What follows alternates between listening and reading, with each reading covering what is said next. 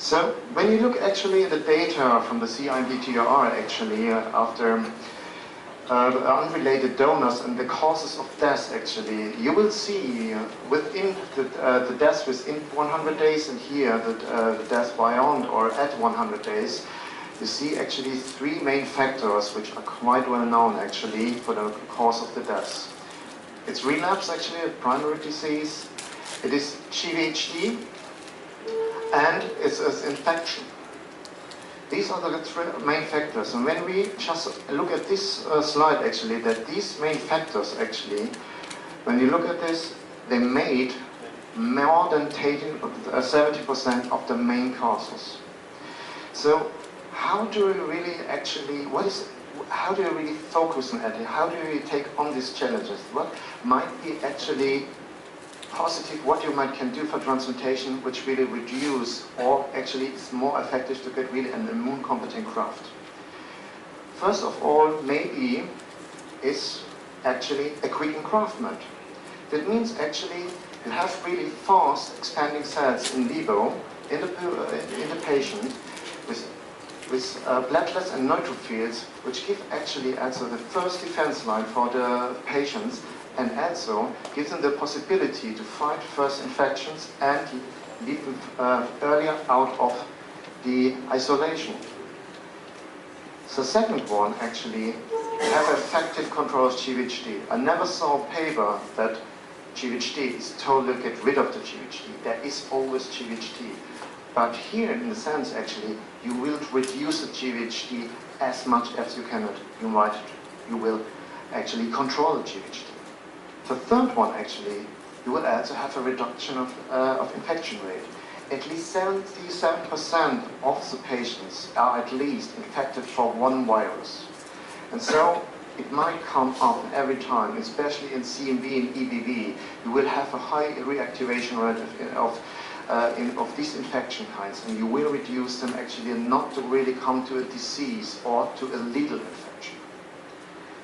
So all these factors together actually, also with the minimization of the immune suppression to really reduce the side effects and allows the introduction for further strategies, follow-up strategies,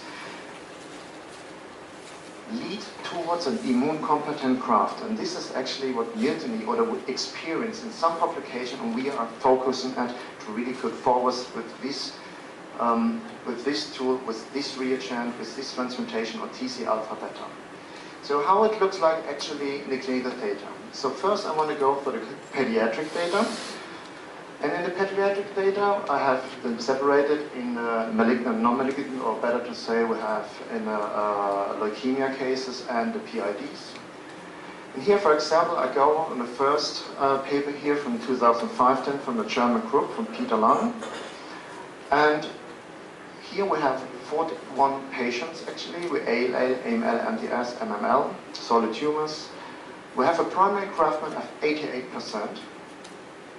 Immune recovery data were available for 26 patients. They were used ATG and OCT3, but to this time point I have to say it was the last time they can use OCT3 because it was not available anymore.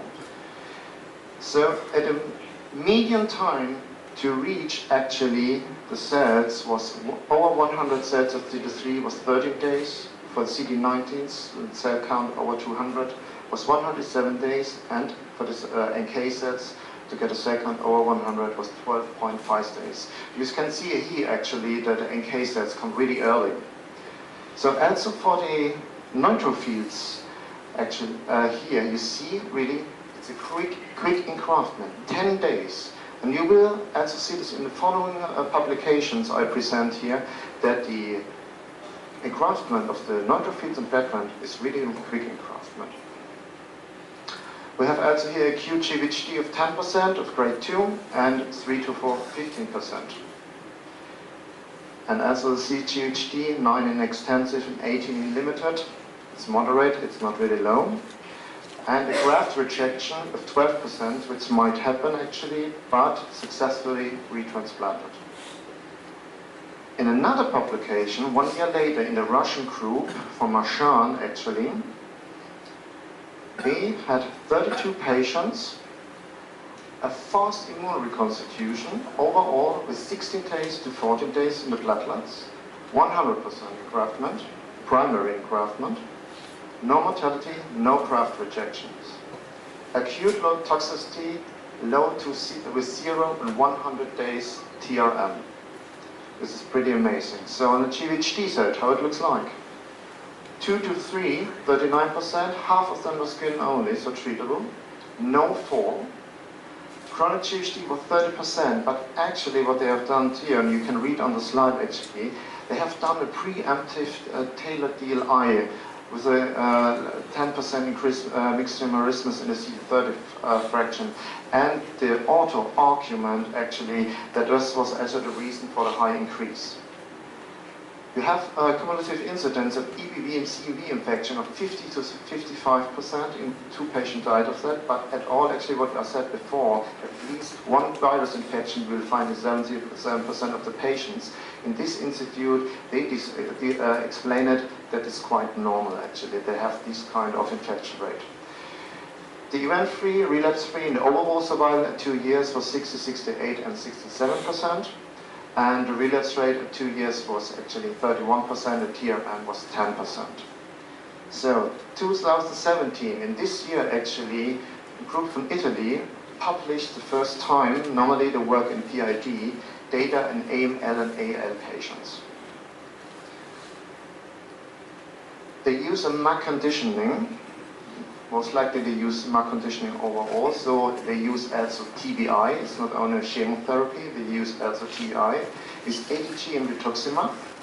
No post-transplant immune suppression. This is quite impressive actually. And they had an excellent graft rate with 98%, 30 days to 11 days quick engraftment. So it was really fast. And this group shows actually one of the fastest engraftments at all.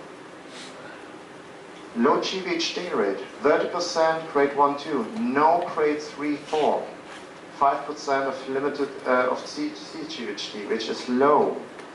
So at the end, actually, what we can see further on NRM and relapse, 4 patients died, 24% relapse.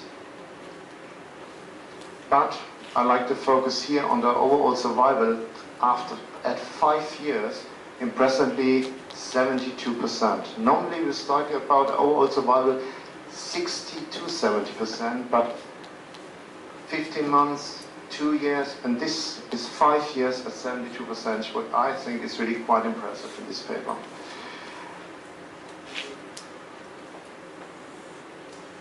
And what I mentioned before, also the use of TBI, the problem, I might explain it. TBI is often used in this Italian group, and you see here in this picture that with no TBI, the numbers actually really drop down on the patient, on the leukemia-free survival. But with TBI, they got really good outcome with 81.7%.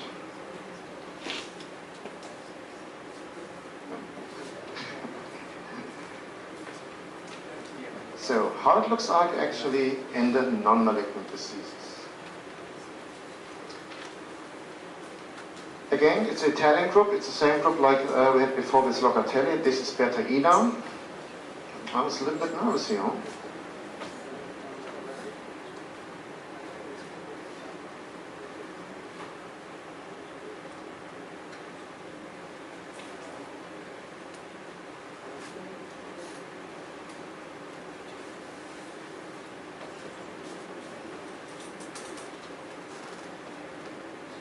Good, that's right.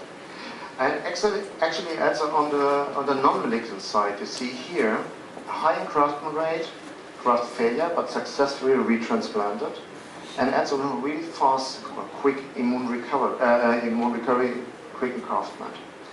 And so here again, grade 1, 2 skin acute GVHD, visceral acute GVHD, grade 4 no, and no chronic GVHD. Again, quite impressive. Oops.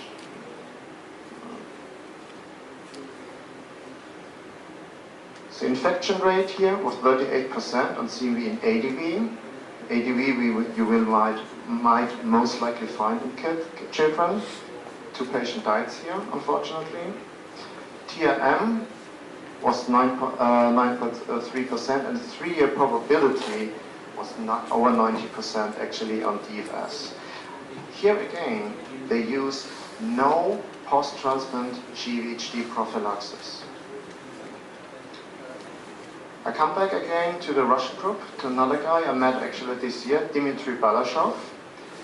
He published 2015 with 37 PID patients, again a fast immune reconstitution, no EBV infection, and the CMV infection was 46%.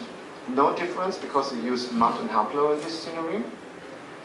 The probability of the overall survival, but within 15 months, was over 96%, nearly 98%. The TRM was really low actually. And the GVHD was actually an acute GVHD. It had grade 2 with 21%, which is quite fine, but moderate, low still, no severe. But on the grade 4, they get 2.8%.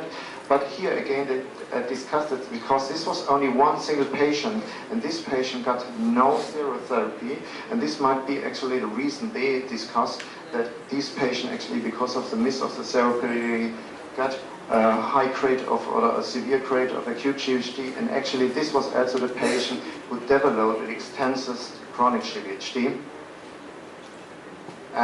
But the main problem here was the graft failure with 27%. And this is actually interesting because now you have seen in the different papers, quick engraftment, moderate to very low GVHD, also no immune suppression, also no grade 4 GVHD in several papers. But here you see a development within really a publication, how to really focus the graft failure. So, you see here, this was a reconditioning, the graft failure is 36% actually. But they use only one alkylating agent.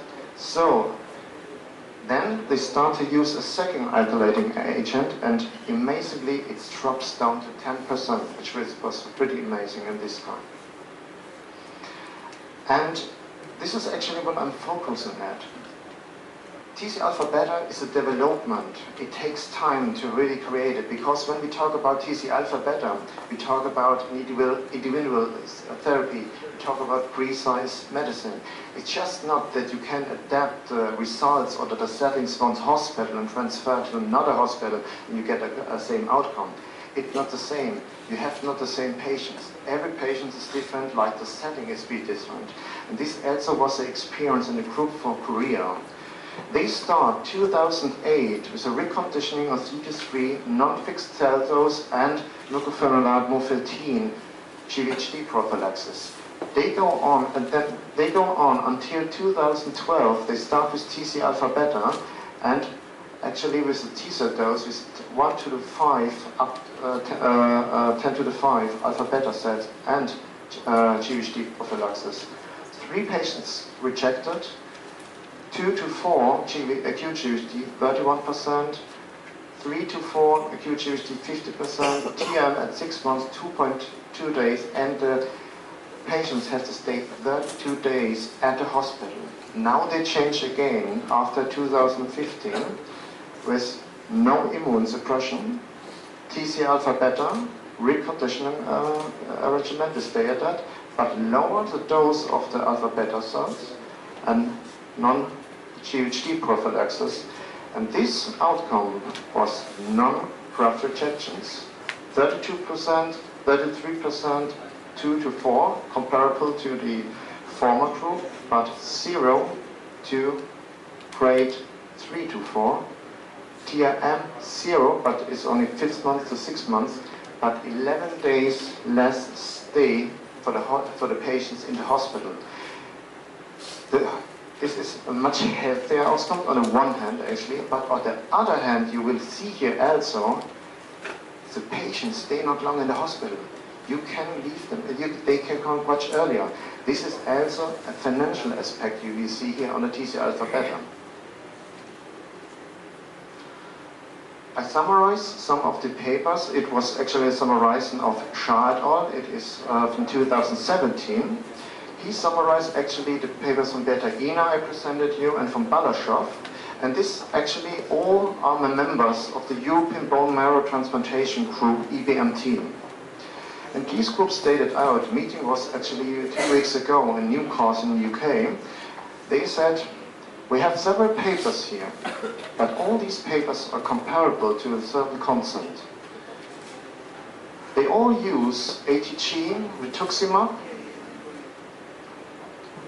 Some difference actually in the prophylaxis, depending also on the experience in the hospital and why they used to, what they are using or tend to use. The GVHD rate actually, you see here 0, you see here 2.8, 2.4 on grade 3 to 4. It's really a low severe GVHD grade you will find here in the PID environment. And you will see here actually that the overall survival, it's 91%, 96%. 38%, 83% is quite high. So it's really impressive data. So the EBMT actually now begins to think about actually to really officially present a recommendation on their website. Everybody has access to this recommendation how to use TC alpha beta, which is a great success for us and actually and all for the PhDs or physicians who will work on the PID or non-malignant diseases actually. That the success on the TC alpha beta is really working out in different hospitals quite well. But we have also adult data. Not many of them, but a few of them. And I'll summarize them actually. One of them was at Versa, an Italian group in Italy with 60 patients, high-risk adult AML, no post-transplant immune suppression, conditioning regimen with Flutio and IgG, quick engraftment overall. We have grade 1, 2 in 12.5% of the patients, really low grade 4, and some patients no GVHD, and a CUV reactivation, no infection or disease in only 12.5% of the patients, and no EBV-related PTLD. Another group from Turkey actually go further. High risk, again, AML, comparable, same actually conditioning regimen, comparable engraftment rate. The grade 1, 2 was really low, as the 6% on an acute form of the GVHD grade 4. 6% is 2 patients have got a CGVHD, but at all actually in this group, you find that all donors and patients were seropositive. TC alpha beta depletion with no CD19, ATG, and at the end you have a low severe grade of GVHD rate and low steroid dose. On the infection side, actually, when you look at that, no EBV viremia, no PTLD, CMV viremia, it's really high at 74%, but no disease or death. The BK virus is 25%, but no disease.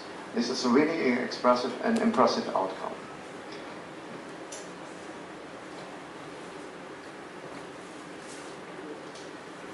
So the next slide I want to come is our own company-sponsored trial. I will give you some insights about our study.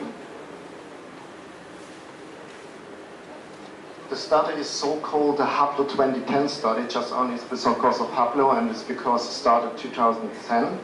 And I will present you the first day of the first 100 days, because most of the data will be presented this year on the ASH meeting, so I'm sorry not to present you all data.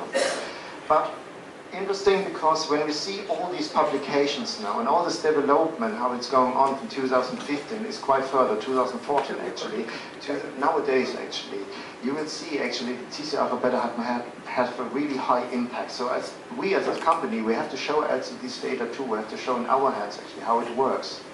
And so we have this trial. It was a European trial, and it was most located in Germany, but we have also one site actually in the Netherlands. And interesting for this site actually was that we have a decentralized manufacturing site. That means actually you have different locations and different manufacturers. And this is quite a high effort actually, because you have to bring these people together on a one standard, that they have the same manufacturing. And this was really much work actually to get these 4 manufacturing centers with a counterbalanced. How looks the studies design? Multi-center, open label and single arm, include 60 patients, 30 for the pediatric and 30 for the adult. We now only talk about pediatric. And it was a 2-year follow-up and primary objective was safety and feasibility. The diagnosis before the patient comes into the TCR-alpha-beta infusion, it was included ALL, MML, non-malignant solid tumors. Disease status was quite mixed, but most of them, luckily, I have to say, because the high-risk group, were in complete remission. But of course, some of them, 44% before they got a TCR-alpha-beta, need before a 2nd or 3rd stem cell transplantation. So, the treatment scheme. It was a reconditioning using grapholone. The Fresenius, it was before Fresenius, now it's grapholone neobin. It was fludarabine, thiotepa, melphalan, and we use grapholone quite early because of the long half-time of ATG. And we use only a short course of MMF actually, and only in low doses of this GVG prophylaxis. In the study, we limit the cells of TCR-alpha-beta with a maximum of 10 to the 5 cells, but we try to get for sure below 2.10 to the 4 cells. And the same actually for the CD20 and for the CD34, you might have as much as possible. For the patients who experienced actually this ATG was not really working well, so they were therapy refractory. There was at least, I think it was 2 patients. Instead of ATG, there was a total nodal annulation available. The cell therapy, and actually you might remember when I talked about the first publication I sent in, the comparison of OCAT3 and ATG in the German publication. To this time, actually, something inconvenient really happened, because you might see this here, that the ATG dose is changed in the patients. There's a reason for it, because OCAT3 was not available anymore. We started the study normally with OCAT3, and then it was just only removed from the market. So we have to go with ATG. But directly in the study to make a dose finding is quite hard actually. So we need to experience with a really low dose in the first line. This was the first patients, was the first 12 patients, but we saw actually also that the outcome was not really good. I come back to this later, because we have a TRM actually on this and relapse. And then we start actually with 30%, 30 milligram actually, 30 milligram, and this was quite well, also in the adult actually, was the outcome good. So we go forward with 30 milligram ATG. Here you can see the final engraftment actually was 29 to 30 patients, so before